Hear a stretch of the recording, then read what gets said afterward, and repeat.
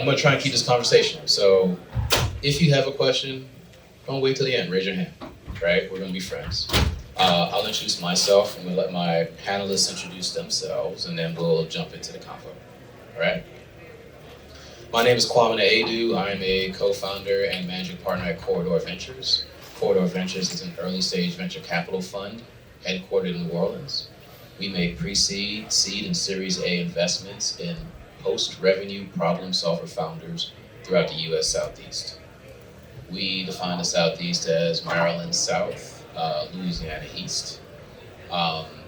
We know that that problem solver mentality is a scrappy, die-hard resilience trait that is common amongst a lot of Southeast founders, so we're leaning into what the Southeast does well when we invest. We're industry agnostic, but focus on improving health outcomes, future of work, and climate, amongst other industries. Hand it over to Neil. Sure, I'm Neil Chen. I'm a founding member and managing director at Intrepid Financial Partners. We are an energy-focused merchant bank, so we focus both on traditional energy, that's oil and gas, but also energy transition, some of the new energies and technologies coming out. We have two businesses. We have an advisory business that advises Fortune 10 companies, Fortune 100 companies on M&A, capital raising. But we also have an investment management business, and we focus on the entire life cycle of investment. So we have a venture capital fund focused on energy transition, growth equity strategies, infrastructure strategies, and also private equity strategies for the later stage companies that we invest in. Awesome. Well, hi everyone. It's great to meet y'all, and a thank you to the Innovate team for having me today. My name is Sadie Henderson. I'm with Elemental Impact. We're a nonprofit investing platform, and we're focused exclusively on climate companies and climate projects that can have meaningful local impact. We've been around since 2009. We've made a little over 160 investments so far. And we'll invest across the US. We have a handful of companies. We've also invested internationally. And our headquarters are actually in Honolulu, Hawaii, but I'm based in our San Francisco office. But also very excited to be back here because I was born and raised in Hattiesburg, Mississippi, so just down the road. My name's Barry Knight. I live in one of the largest cities in Mississippi, Memphis. And I've been in ag for 30 years. I led a company in Mississippi called Jimmy Sanders until we sold that to Apollo Global Management about 6 years ago. Since then, I helped start up a company called Indigo, and we raised about $1.5 billion and brought the commercial headquarters to Memphis. I stayed there 8 years, and about a year and a half ago, I left and I farmed between Batesville and Enid, Mississippi, and am actively a board member and recruiter of small startups to Mississippi with the idea of employing people in the Delta. Thank you all. All right, so climate's a very big and broad word, right? It includes some of the industrialization that we're looking at, some of this carbon capture technology, which we have some companies in Mississippi focused on. And it can include electronic vehicles, it can include even the food that we eat and sustainable agricultural practices. I think what I'd love to get the team here to start kind of break it down for us is, what are the portions of the climate space that you think are more prone to venture capital, and which ones are really infrastructure plays, right? Because I think a lot of us have a venture capital lean, but not every source of capital is the right type of capital for your business. So I think, Neil, if you wouldn't mind jumping into that. Sure, I think, maybe at a high level, when we think about what is appropriate for our venture fund and our venture strategy, there needs to be a new technology, is the way we think about it. They're not mutually exclusive. I think a venture stage tech company can grow into an infrastructure play. I think particularly in climate tech, deep tech, by nature of the investments, they're going to be very capital intensive at some point in their life cycle. And then you can shift into the infrastructure play in terms of that's where the capital is, right? It can also go in different directions. But to answer your question directly, I think at the early stage, at least, there needs to be a disruptive tech angle that really, that's what puts it into our venture strategy. Because if there's a disruptive tech angle, that's what can generate the venture returns that we typically underwrite for that strategy. Thank you. Sadie, what do you think are some of the trends that are pushing this recent surge in climate And I'll ask some of the others as well, but would love some of your opinions there. It's a good question, and I think you've seen a really a massive surge. There was a massive surge in 2021 and then again in 2022, and then you saw a really big uptick again the back half of last year. And this year's been slower, but that's been the whole market. That's been kind of any company, the outlier there being AI. But with climate, I mean, climate is broad, right? For us, it's energy, it's mobility, it's industry, it's circular economy, it's water, it's food. So these are deeply entrenched, long-standing industries that haven't seen a lot of innovation in a long time. You're seeing a lot of growth and focus in these areas because it is time to do it differently, because we do only have so many resources, and it doesn't really matter, whether or not it's a question of right now. It's okay, but what do our resources look like in 20, 30 years, and how do we set ourselves up for success in that area right now, and how do we, COVID really showed us a lot about the risk to our supply chains and how interdependent we are on so many other areas in so many different parts of the world. So where can we have more US manufacturing, and do these new technologies actually enable us to have additional manufacturing that's based in the US to really shore up some of those supply chains. So I think you're seeing a lot of different trends around. It's time for more innovation in some of these really long-standing industries, and there's also opportunities to bring new jobs and new technologies and scale them here in the US. Got it. So innovation in new energy, innovation in old industries, and new jobs. You say they tend to bring people together on this topic, right? Because this is just another space for innovation, and innovation is a space for opportunity. I think that's what I'm hearing. Yeah. I think that's a fascinating concept. Barry, what about on your end in ag? I think, did you just say you raised $1.5 billion after you sold your last company? Yeah, I should have said I. Indigo did. You're locked in now. They're going to ask you for money outside. You asked the question about who likes to cuss. There probably wasn't a group in the United States that was more anti-climate than the farming community before COVID, and now they are probably one of the strongest proponents of finding ways to capture carbon and get paid for it. Two startups that come to mind in this space that are directly related to agriculture are both in the South.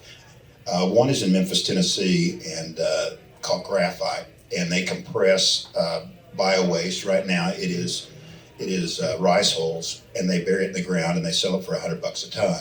Sounds pretty simple, but they got a contract with American Airlines and with Microsoft. Another one that should have direct impact on Mississippi is out of Atlanta presently, called Alchemy CO2. And they work with bio-waste facilities where they're producing regenerative natural gas, and they're capturing the CO2 off that and compressing it, liquefying it, and selling it as green CO2. That's all in the last 2 years. Wow. Okay, so a lot of energy around capturing and reusing carbon. So Kwame, I'll say, Barry, I guess the only industry that maybe has given less of an embrace to energy tech, climate tech, is probably oil and gas, right, which is where we spend a lot of our time. I think back to what Sadie was saying, there's always been scientific, environmental, consumer interest, government interest in climate tech. But I think what really changed things post-COVID, during COVID, that brought on the climate tech boom was also the capital started getting interested in climate tech. And capital, I think about it as there's only so much capital out there. There is a pie, right? So to invest in a new area of the pie, it has to come from somewhere. And where it came during the COVID and when the climate tech boom was really from traditional oil and gas, right? That fell out of favor. It moved into climate tech. There was a big boom. Kwame mentioned there was a huge uptick in Q1, maybe H2 of last year, but it's come down now. I would say the halo around climate tech it's probably not there like it was 3 to 4 years ago. That's not necessarily a bad thing on absolute terms. It just means climate tech, the way I view it, is it's probably on par with every other venture type industry out there now, right? It no longer has the halo, but it has to stand on its own 2 feet relative to other areas of where to put venture capital.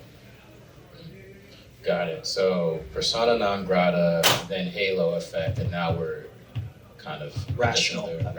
Yeah. Makes sense. Sounds maturing. Maturing, yeah. Yeah. Um, Talk to me more about being an oil and gas guy that is now a climate guy. Like, what was that? How did that transition play out for you in the traditional industry? It's you make me sound like a reformed, advocate.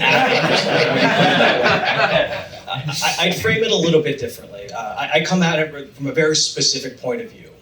I think when folks that are not in the oil and gas space, they have a particular view of the participants in that industry. I have a different view. The way I think about oil and gas is it's an offshoot of the technology industry and vertical.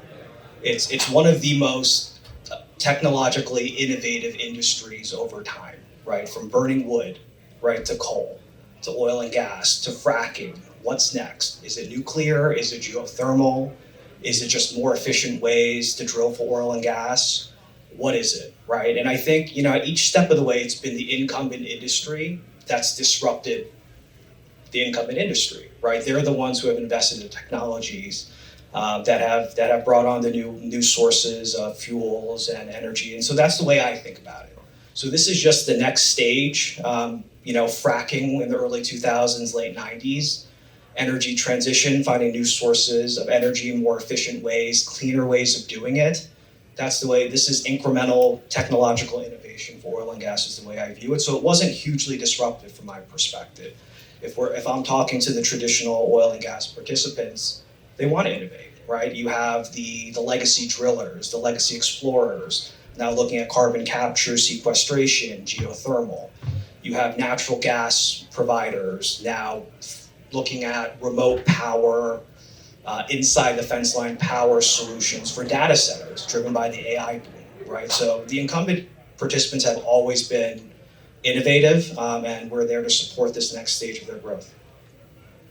Makes sense. I definitely saw that when I was doing some power and utility at BlueTech renewable banking back in the 2009 to 2013 timeframe. The discussions were starting to happen for sure, and you were able to have climate conversations with oil and gas guys really about driving down the variable cost of fuel, right? Like, I think there is a cost play that as technology continues to improve, makes all these different modes of generating energy a little bit more interesting.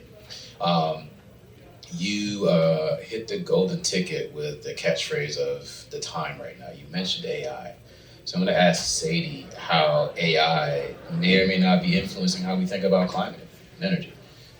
Oh, I think if you're on the climate or the energy side, you're talking about AI all the time. If you're on the AI side, you might not be talking about energy all the time. But, for what it's going to take to power the AI revolution, so much more energy, so much more than we can currently generate. We have to bring so much more onto the grid while we're also talking about transitioning this grid.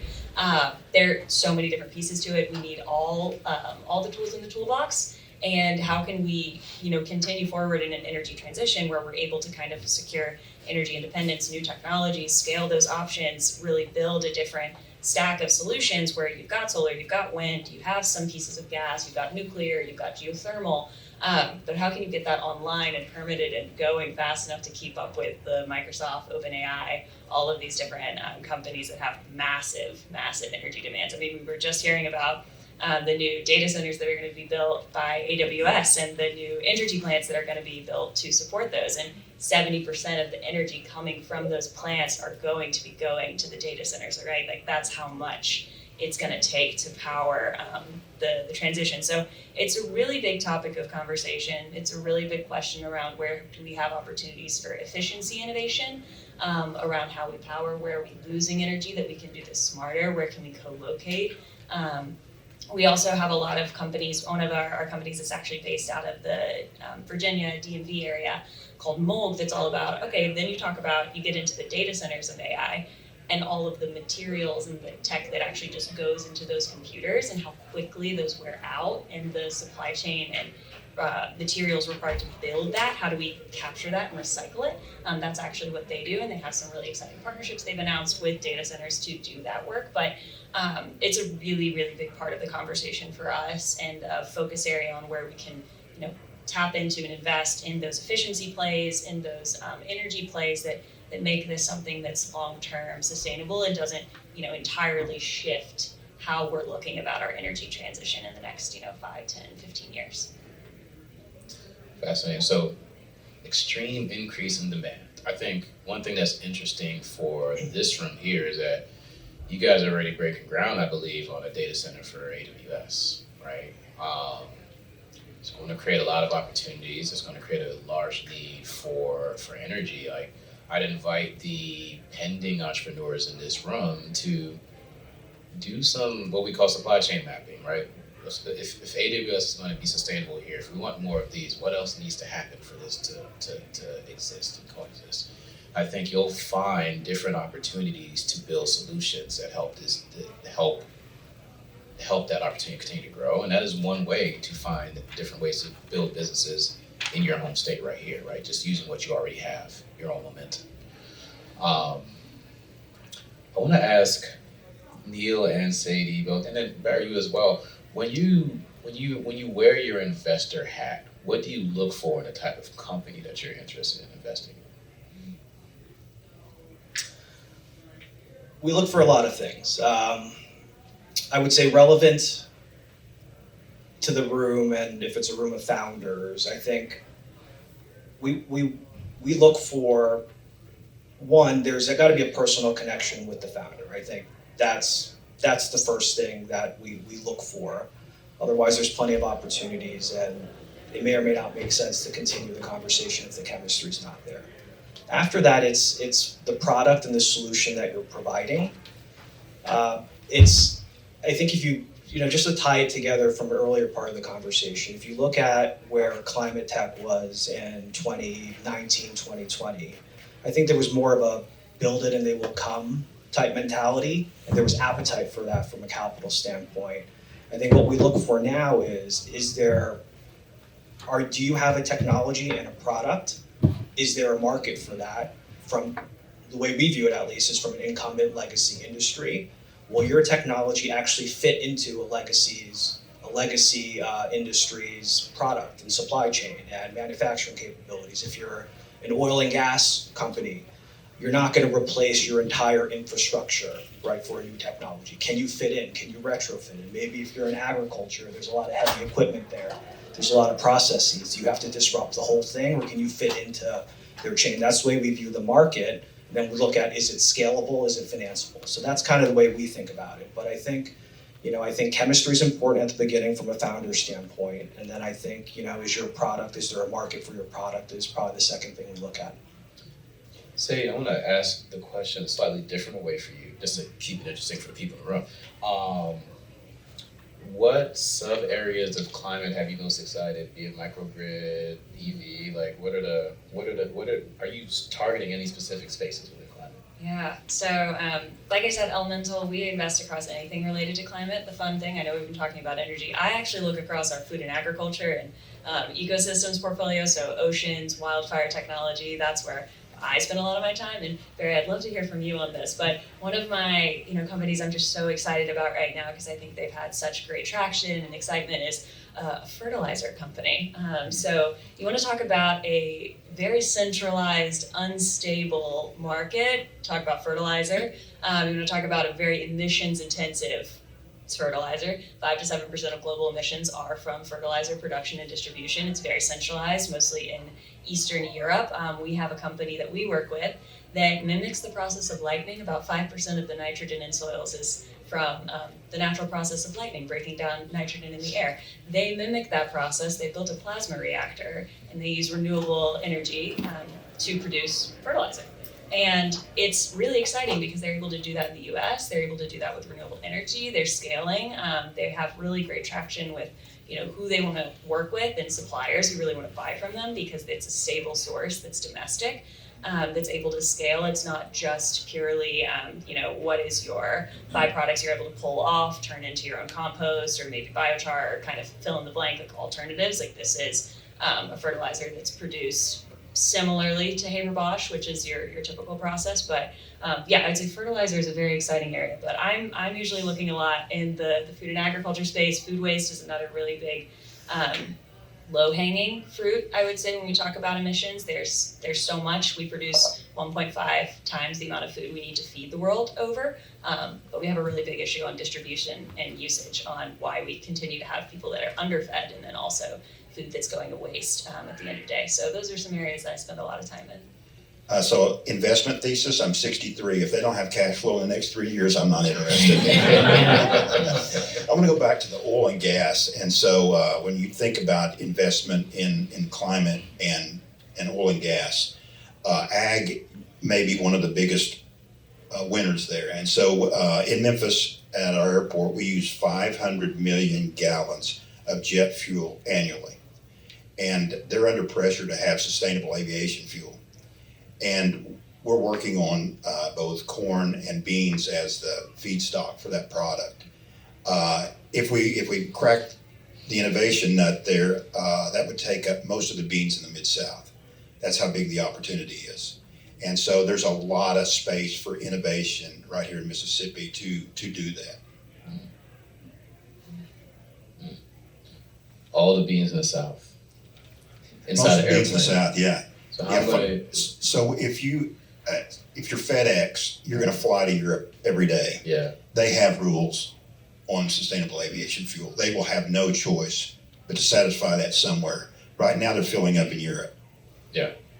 I think that's something we talk about internally is when you're thinking about climate, you can't just think about the US kind of regulatory regime, because it's a broader global industry and these other markets are moving forward whether we do or not. So we definitely have to, in the other industries you can hyper-focus Tams on whatever and focus on the US, but in climate I think that's really important to have that perspective.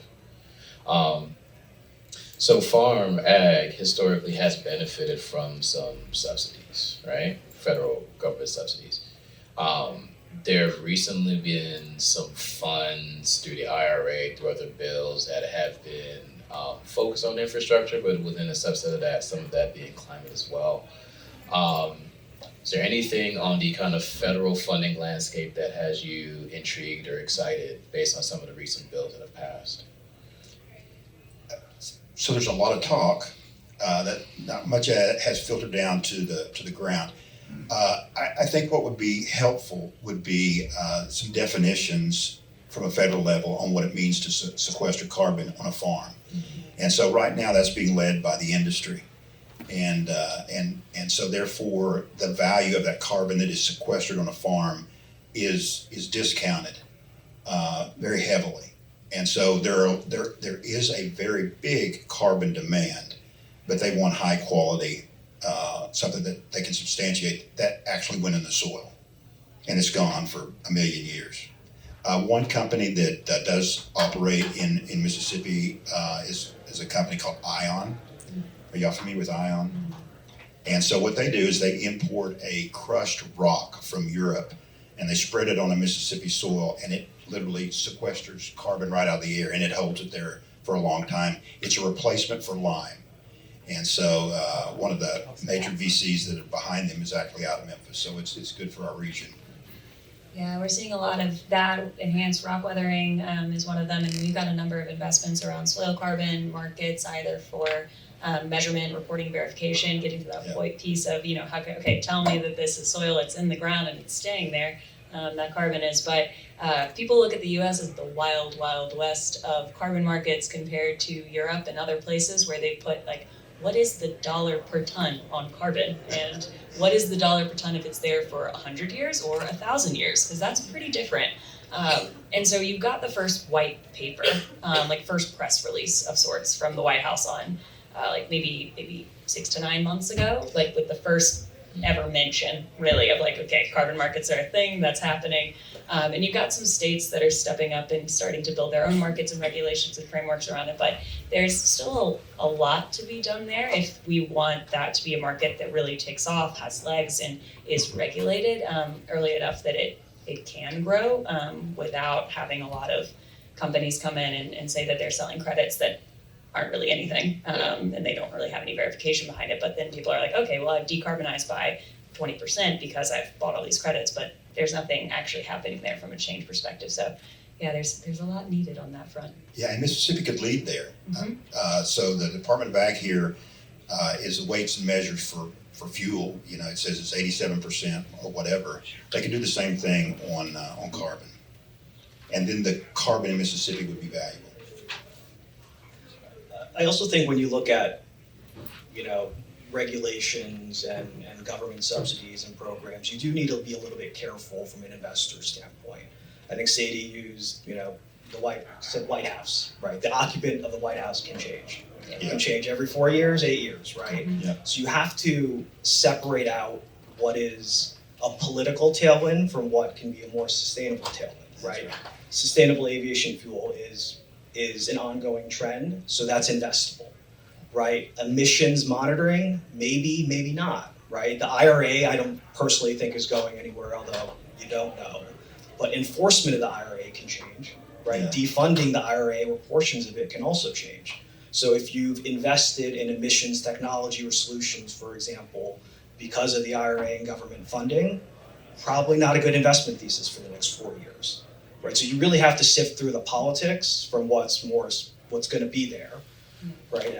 And view it as tailwinds. I think government funding, grants will always be a very important part of this ecosystem, particularly early stage.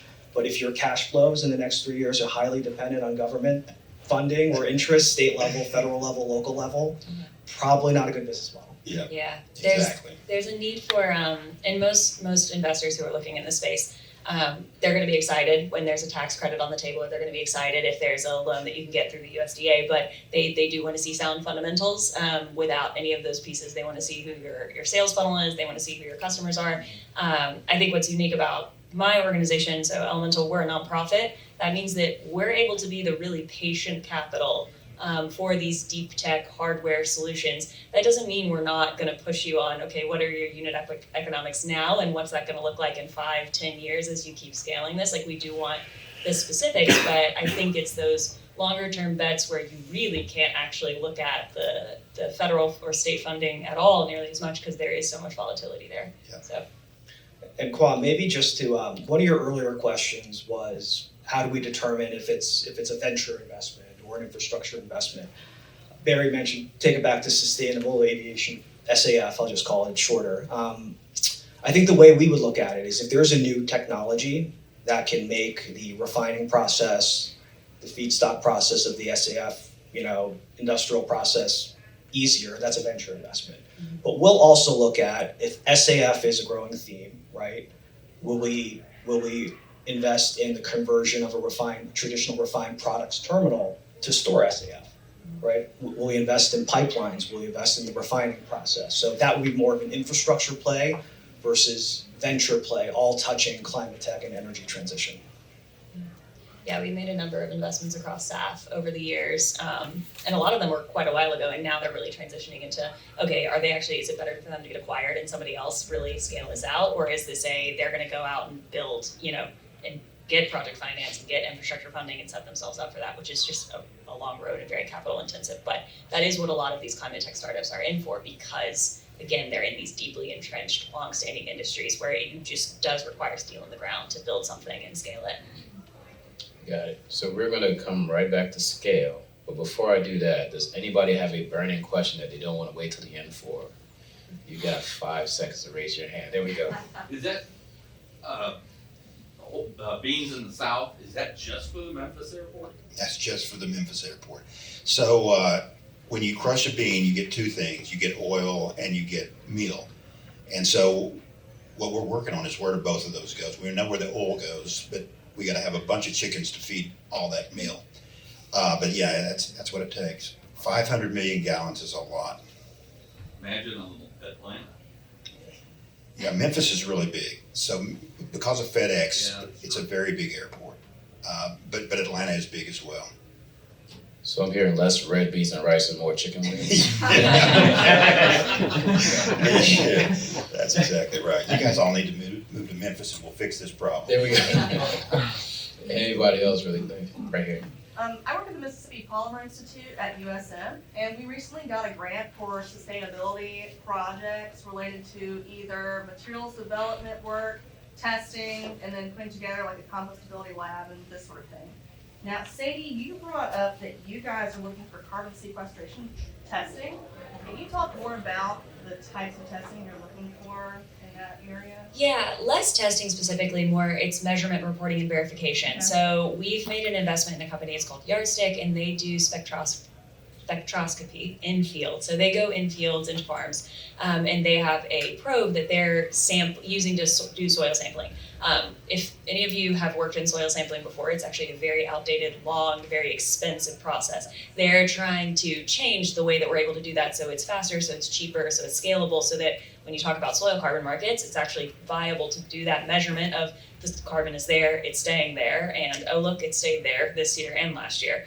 So all of those pieces that a company needs to be able to buy those more expensive carbon credits, so that's part of that agreement. So when we're talking about measurement, reporting, and verification, we're talking about those types of technologies that can enable those carbon markets. That's one area we've done before. Other areas, it just depends on what that complement is on the testing side. To support another testing play that we've invested in is around nutrient density and measurement. That's another very outdated testing process. It takes a really long time. It's very, very expensive.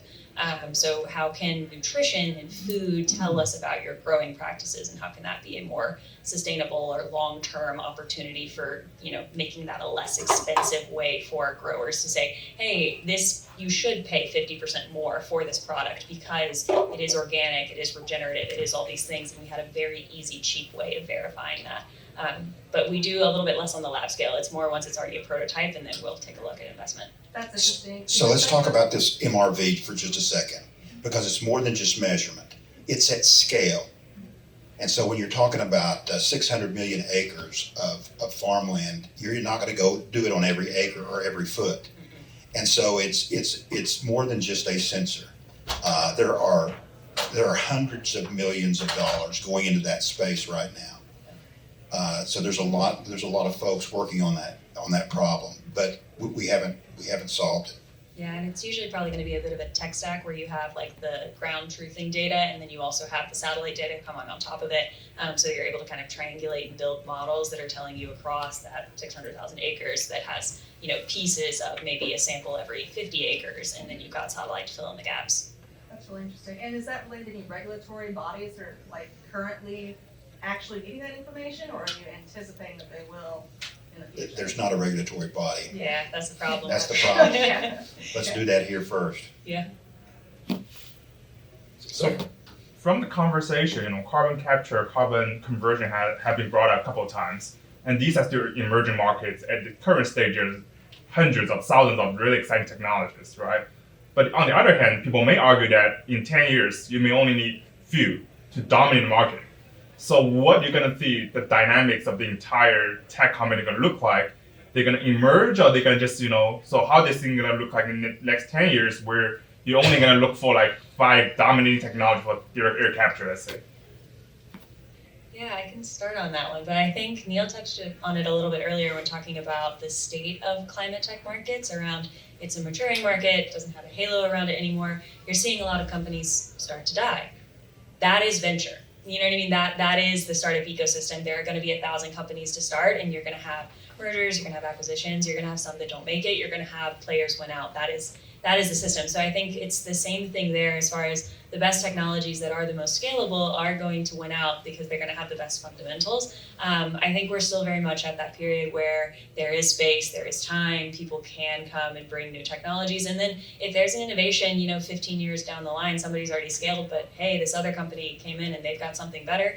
Same thing, they can overtake or they can be acquired. So there's always space for more, but I think we're already starting to see the beginning of some of that consolidation, at least in markets and companies, like subsectors of climate that got started earlier than others. So Yeah, it's like the Hunger Games. That's what venture is, right? And you're at the point when some companies start to die, and then you also have other companies that start to partner up, start to merge, consolidate. I think when capital goes away, companies die, they file, or they start to consolidate, right? And they consolidate for a whole host of reasons, right? Technology reasons, I think. synergies, right? Cost synergies. There's a lot of reasons to merge, and there will be winners. But you can also adapt, right? If you're a company with an interesting technology, just because your current use case is not gaining traction, take a step back. Are there other ways to approach the market, right? To use emissions, for example, we invested in a company, oil and gas cared about fence line monitoring, continuous monitoring of methane emissions a lot 2 years ago. They no longer care about it. The technology there they actually decided that the new laser-based technologies were too expensive and actually too accurate for what they were trying to achieve. So now they went back to old school technology. So how did one of the companies we invested in, where did they pivot to? Less ESG, less continuous monitoring, and this is a key part for climate tech in general. You can't rely on ESG only, right? That's a tailwind. You have to fit into the operational needs of the current market, right? So they pivoted. Leak detection is where they went next, right? Emissions became less important.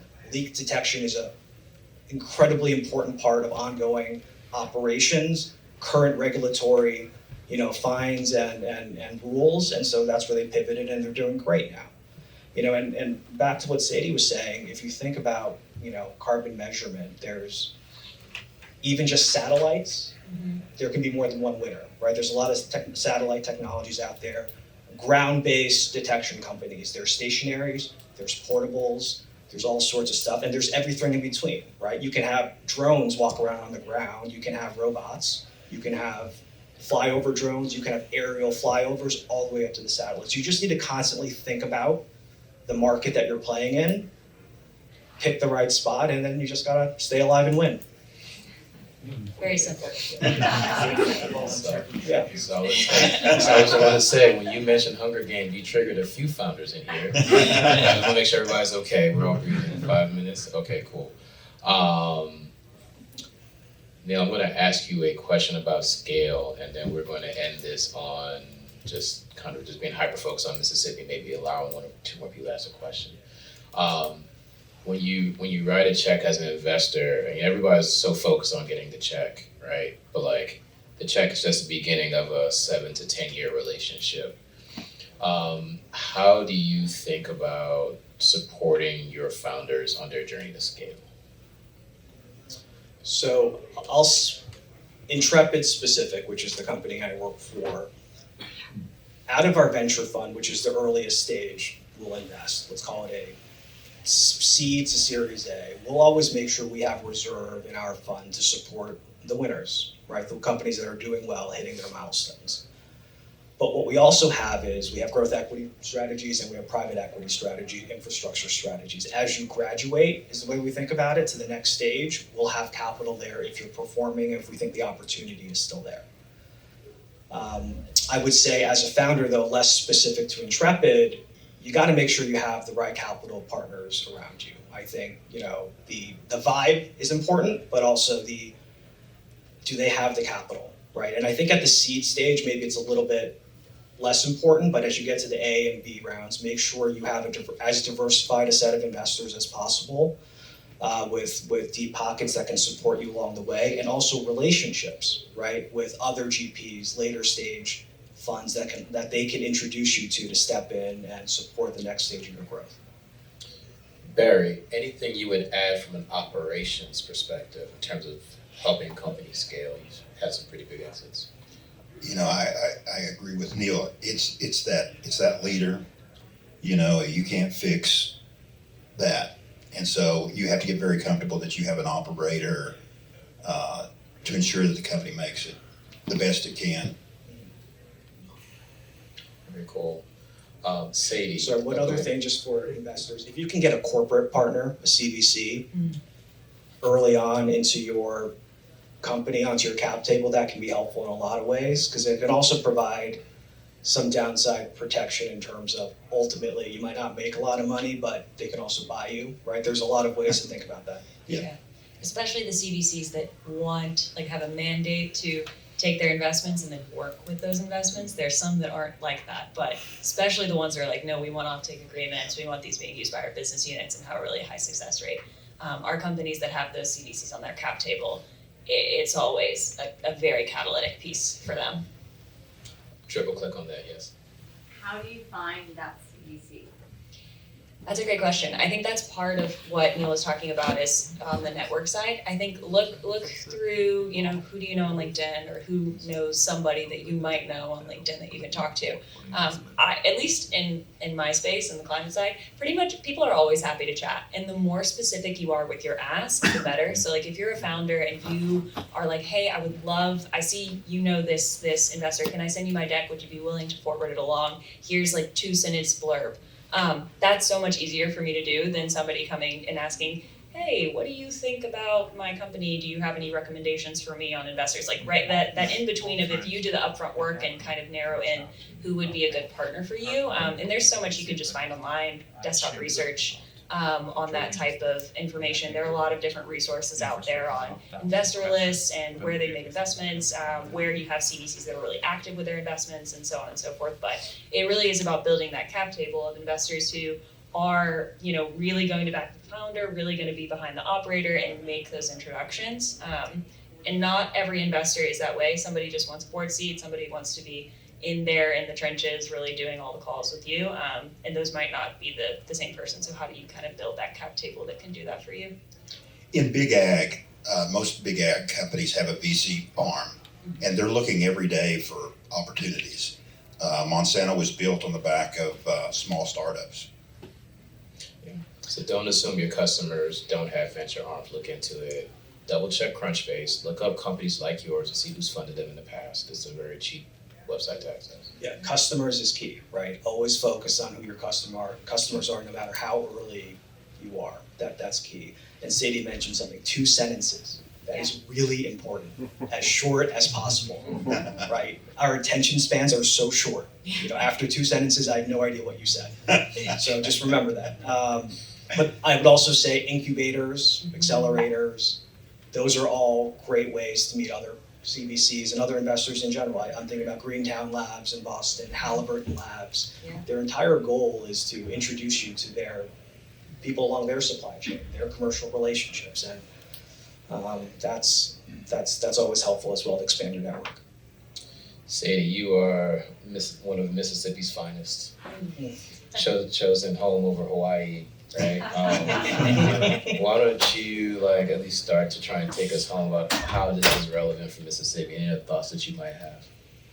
Yeah, I think growing up in Mississippi, I was always told where we weren't succeeding. You know what I mean? I was always told that we were behind in this area or behind in that area, and there wasn't a lot of positive momentum. And especially now sitting in the seat I'm in and looking at where are there places that are really poised to help companies scale and to be excited about that scale. I mean, I think Mississippi has an opportunity.